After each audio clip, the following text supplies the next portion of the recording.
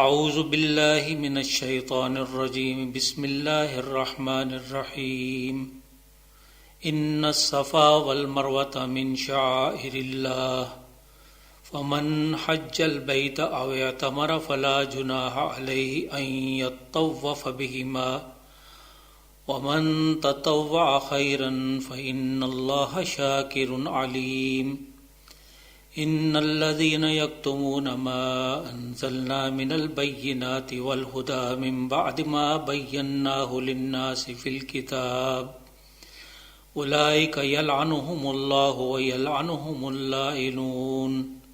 الا الذين تابوا واصلحوا وبينوا فاولئك اتوب عليهم وانا التواب الرحيم ان الذين كفروا وماتوا وهم كفار اولئك عليهم لعنة الله والملائكة والناس اجمعين خالدين فيها لا يخفف عنهم العذاب ولا هم ينظرون صدق اللہ العظیم۔ یقیناً صفا اور مروہ اللہ کی نشانیوں میں سے ہیں، لہذا جو شخص بیت اللہ کا حج یا عمرہ کرے تو اس پر کوئی گناہ نہیں کہ وہ ان دونوں کا طواف کرے، اور جو شخص برضا و رغبت نیکی کا کوئی کام کرے تو بے شک اللہ کو اس کا علم ہے اور وہ بڑا قدردان ہے۔ جو لوگ ہماری نازل کردہ واضح دلائل اور ہدایت کی باتیں چھپاتے ہیں جبکہ ہم انہیں اپنی کتاب میں سب لوگوں کے لیے کھول کر بیان کر چکے ہیں، تو ایسے ہی لوگ ہیں جن پر اللہ بھی لعنت کرتا ہے اور تمام لعنت کرنے والے بھی ان پر لعنت بھیجتے ہیں۔ البتہ جن لوگوں نے اس کام سے توبہ کر لی اور اپنے طرز عمل کی اصلاح کر لی اور جو بات چھپائی تھی اس کی وضاحت کر دی، تو میں ایسے ہی لوگوں کی توبہ قبول کرتا ہوں، اور میں ہر ایک کی توبہ قبول کرنے والا اور نہایت رحم کرنے والا ہوں۔ اور جو لوگ کفر کرتے رہے اور اسی کفر کی حالت میں مر گئے تو ایسے لوگوں پر اللہ کی، فرشتوں کی اور سب لوگوں کی لعنت ہے، وہ ہمیشہ اسی حالت میں رہیں گے، ان سے یہ سزا کم نہ کی جائے گی اور نہ ہی انہیں کچھ مہلت دی جائے گی۔ زیر مطالعہ آیات کے 3 موضوعات ہیں، ایک شعائر اللہ، دوسرا کتمان حق کا جرم اور اس کی سزا، اور تیسرا کفر کا حقیقی مفہوم۔ شاعر اللہ سے مراد ایسے اعمال ہیں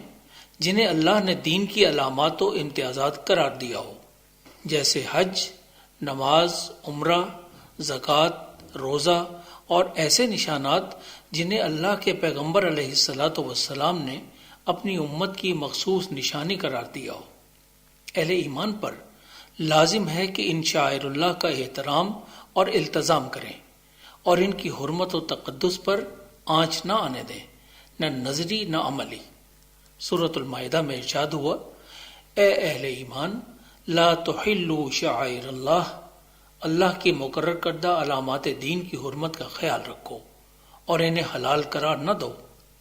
ان کے بارے میں دی گئی ہدایات کو پس پش نہ ڈالو۔ سورۃ الحج میں ارشاد ہوا، وَمَن يُعَظِّمْ شَعَائِرَ اللَّهِ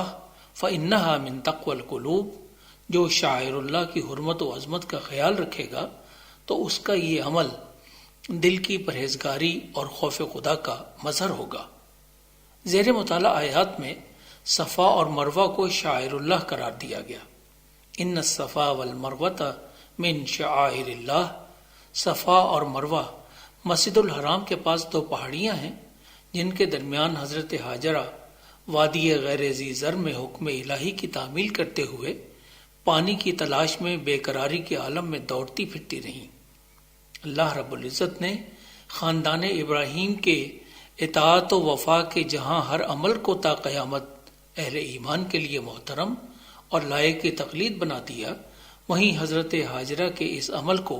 مناسک حج میں شامل کر دیا۔ ان دونوں پہاڑیوں پر جاہلیت کے زمانہ میں اساف اور نائلہ نامی 2 مورتیاں عبادت کا مرکز تھیں۔ مخلص اہل ایمان کو ناگوار گزرا کہ جاہلیت کے اس طریقہ کو اسلام کے عہد میں بھی اختیار کیا جائے۔ خیال اٹھا کہ کہیں یہ عمل مشرکانہ قرار نہ پائے۔ اللہ رب العزت نے ان کی غلط فہمی دور کرتے ہوئے وضاحت کی کہ صفا و مروہ اللہ کے مقرر کردہ شعائر دین میں شامل ہیں، ان کی حرمت و تقدس کا مشرکانہ طور طریقوں سے کوئی تعلق نہیں، اور یہ اہل اسلام کے حج کے اصل مناسک میں سے ہیں جن کی ادائیگی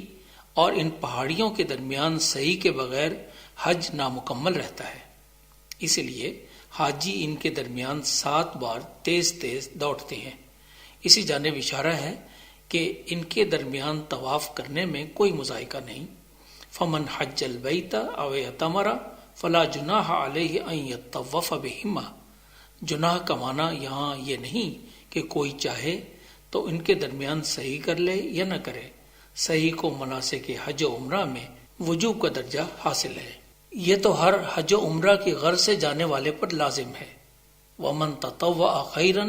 اور جو اپنی خوشی اور دل کی چاہت کے ساتھ نیکی کے مزید کچھ کام کرے تو اس کی کیا ہی بات ہے۔ فإن اللہ شاکر علیم، اصل بات یہ ہے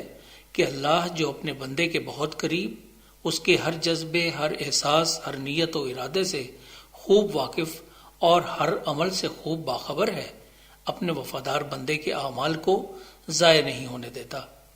اس کے عمل کی روح، جذبے اور نیت کے مطابق اس کی خوب قدر افزائی کرتا ہے، بہترین بدلہ عطا کرتا ہے، اور یہی اللہ کے شاکر ہونے کا مفہوم ہے۔ دوسرا موضوع کتمان حق کا جرم اور اس کی سزا۔ ارشاد ہوا ان الذین یکتمون ما انزلنا من البینات والہدی، جو لوگ ہماری نازل کردہ واضح احکام اور ہدایت کی باتوں کو چھپاتے ہیں، من بعد ما بیناہ للناس فی الکتاب، اس کے باوجود کہ ہم یعنی اللہ نے اسے اپنی کتابوں میں لوگوں کی ہدایت کے لیے کھول کھول کر بیان کر دیا ہو، اولئک یلعنہم اللہ، ان پر اللہ بھی لعنت کرتا ہے، ویلعنہم اللاعنون، اور بہت سے لعنت کرنے والے بھی لعن طعن کرتے رہتے ہیں۔ یہاں کتمان حق کرنے والوں سے قرآن کی مراد اہل کتاب ہیں، جن کو قبلہ اور صاحب قبلہ صلی اللہ علیہ وسلم کے بارے میں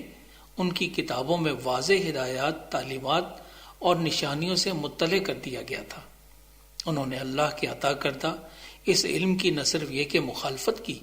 بلکہ اسے اپنے پیشہ وروں تک محدود رکھا اور خود اپنے یہودی عوام سے بھی مخفی رکھا، انہیں اللہ کی آیات سے جاہل رکھ کر گمراہی کے راستوں پر ڈالا۔ ان کی اصلاح کی کوشش تو کجا، ان کی ہر گمراہی اور بدعت کو اپنے مخصوص مفادات کی خاطر اور اسلام دشمنی کے لیے سند جواز عطا کی۔ اس کا نتیجہ یہ نکلا کہ اہل کتاب رسول اللہ صلی اللہ علیہ وسلم پر ایمان لانے سے محروم، بلکہ اسلام کی مخالفت اور عداوت میں مصروف رہے۔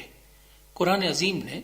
امت مسلمہ کے افراد، اہل ایمان اور داعیان حق، علماء اور مشائخ کو ہدایت کی کہ اللہ اور رسول کی واضح تعلیمات، احکام، ان کے مفاہیم و معانی اور مقصود و مراد پہنچانے، واضح کرنے اور رہنمائی کرنے سے نہ گریز کریں، نہ ادائے فرض میں کوئی کوتاہی۔ اللہ کے احکام و تعلیمات بلا کو مقاصد اس کے بندوں تک پہنچا دیں،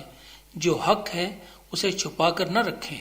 نہ اس میں آمیزش کریں اور نہ اس کے ابلاغ میں کسی غفلت کے مرتکب ہوں۔ کتمان حق کرنے اور خلاف حق فیصلے کرنے والوں کی سزا اللہ کی طرف سے دنیا اور آخرت کی لعنت ہے۔ بعض گناہ جن میں کتمان حق بھی شامل ہے کا وبال اس قدر ہوتا ہے کہ مخلوق خدا میں سے بے شمار اندیکھے لعنت کرنے والے بھی لعنت کرتے رہتے ہیں۔ ان میں حشرات الارض، سمندری مچھلیاں، اللہ کے فرشتے، بر و بحر کی دیگر مخلوقات اور انسان، حتیٰ کہ دنیا کی ہر چیز شامل ہے۔ یہ سب ایسے بدبختوں کے لیے بد دعا میں مشغول رہتے ہیں۔ الا الذین تابوا، اس لعنت سے وہی لوگ بچ پاتے ہیں جو اخفائے حق کے عمل سے توبہ کر لیں، وَأَصْلَحُوا، حق چھپانے اور اس کی غلط تعویل و تشریح کے رویے سے باز آ جائیں، وَبَيَّنُوا، اور چھپائے گئے یا غلط تعویل کردہ حق کو واضح اور ظاہر کر دیں۔ کتمان حق سے جو بگاڑ اور خرابی پیدا ہوئی ہو اس کی اصلاح کر لیں، اپنی غلطی کا برملا اعتراف کریں تو اللہ ان کی توبہ قبول کرے گا۔ فَأُولَئِكَ أَتُوبُ عَلَيْهِمْ، ایسے لوگوں کی طرف توجہ کرے گا، ان کی خطاؤں سے درگزر کرے گا، اس لیے کہ اس مالک و مختار رب الرحمن الرحیم کا اعلان ہے وَأَنَا التَّوَّابُ الرَّحِيمُ کہ میں ہی بکثرت توبہ قبول کرنے والا اور بہت ہی رحم کرنے والا ہوں۔ تیسرا موضوع، جن لوگوں نے آیات الہی کا انکار کیا، احکام الہی کو تسلیم نہیں کیا، یعنی کفر کا رویہ اپنایا اور توبہ کیے بغیر مر گئے، ان پر بھی اللہ، اس کے فرشتوں اور سارے انسانوں کی لعنت و پھٹکار ہوگی۔ ان الذین کفروا وماتوا وهم کفار اولئک علیہم لعنت اللہ والملائکۃ والناس اجمعین، وہ ہمیشہ اسی لعنت اور پھٹکار کا شکار رہیں گے۔ خالدین فیہا لا یخفف عنہم العذاب، ان کا عذاب کسی طور کم نہیں ہوگا، ولا هم ینظرون، اور نہ انہیں اب اصلاح و توبہ کی مہلت ملے گی اور نہ موقع۔ کفر ایک عقیدہ تو ہے ہی، یعنی اللہ کی ذات، صفات، اختیارات اور احکامات کو نہ ماننا، نہ قبول و تسلیم کرنا، مگر در حقیقت یہ ایک رویہ ہے جس کے چند تفصیلی پہلو یہ ہیں۔ پہلا یہ کہ کوئی اللہ کی ذات کا انکار کرے، اس کے اقتدار اعلیٰ کو بھی تسلیم نہ کرے، یا کائنات کا مالک و معبود ماننے سے گریزاں ہو، یا اسے واحد معبود و مالک نہ مانے۔ اور دوسرا یہ کہ اللہ کو تو مانے مگر اس کے احکام و ہدایات کو قانون کا سرچشمہ قرار نہ دے۔ اور تیسرا یہ کہ اللہ کے احکام و قوانین کو تو ماننے کا اظہار کرے مگر اس کے پیغمبروں اور ان کی تعلیمات کا منکر ہو۔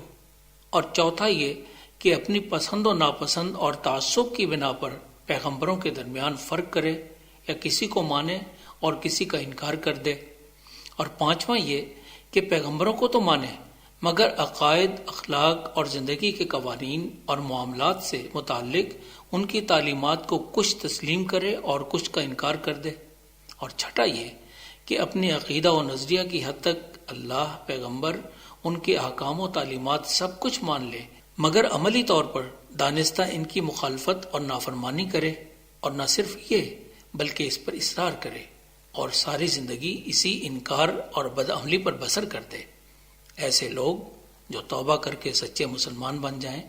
ایمان و عمل کی اصلاح اور انہیں تابع فرمان اللہ اور رسول کر لیں،